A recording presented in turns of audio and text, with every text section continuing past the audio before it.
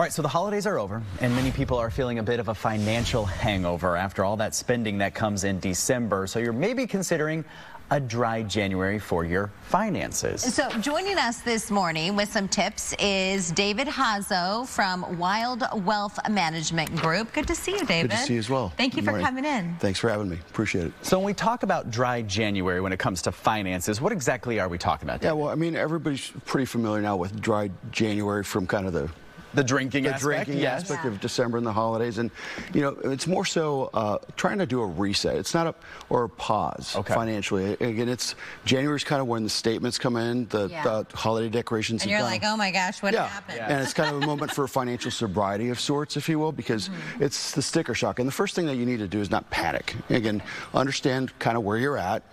Understand that it's an emotional time of year, but a lot of people are very generous. You're traveling, you're doing things, and sometimes it's spontaneous because it's so simple for us to just click something. And, you know, you sometimes find yourself at 10 o'clock at night trying to get those last-minute gifts, and sometimes you don't do it with intent. So it's kind of understanding what your patterns have been so that you don't keep repeating the same pattern again, because usually this happens every year, right? So what do you do? Let's say, you know, we're in January, you see that sticker shock, the statements come in, you're thinking, where do I begin?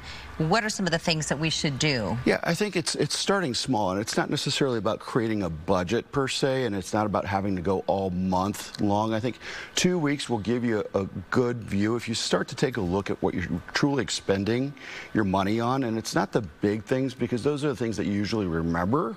It's the little small cumulative things. And those add up quick. And those add up. So again, in lieu of going out to eat, you know, you might have friends over at your house, or you might kind of curtail a little bit of the impromptu spending, or again the Uber Eats and everything else that is pretty simple and ubiquitous in our world today. So just the coffee shops, you know, like you know, you go to a coffee shop, and nowadays it's like you can't get out of there for less than $10. We call it kind of the latte factor. And again, it's kind of understanding kind of how all of those little things, especially if you're carrying interest and you're paying, you know, credit card debt on that, you have to have a plan. So that, again, the panic part is important. Not to panic. Set a plan for yourself so you can kind of work through these things. And that way, when you get to February, you really kind of carry some momentum. And that's really kind of like going to the gym. Again, everybody kind of gets that, you know, oh, I've got to go to the gym and I got to lose the holiday pounds.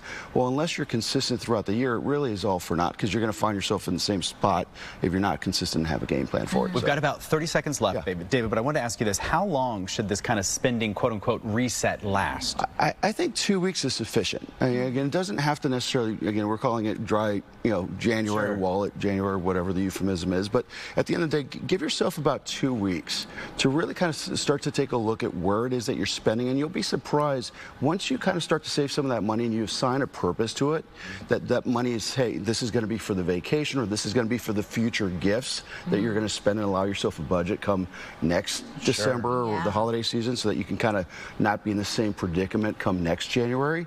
That's a really good start. So again, it's carrying momentum forward and having a plan that's really integral to making it a successful venture. So I think that's probably a pretty good way to look at it too, because they say you can create a habit within about 2 to 3 weeks, and then it doesn't seem so overwhelming, like, oh my goodness, I have to do a month reset or 2 months. So I think that's a pretty good idea. If folks want to contact you, David, how do we find you? Sure, they can look at us at Wilde Wealth. So Wilde Wealth is our website. So it's WILDE Wealth, or they can give us a call at the office. And again, my name is David Jazo. It's JAZO. So all right, nice to see you, David. Thank you for having me. Happy New Year, by the way. Likewise. Thank you. And that's what we want. We want wild wealth. Yeah, we do. We want you at home to have wild wealth. Retire early. Wild. And just hang with us all day. Drink coffee at home. You made it at home. It's cheaper. We'll be right back. Put it to work.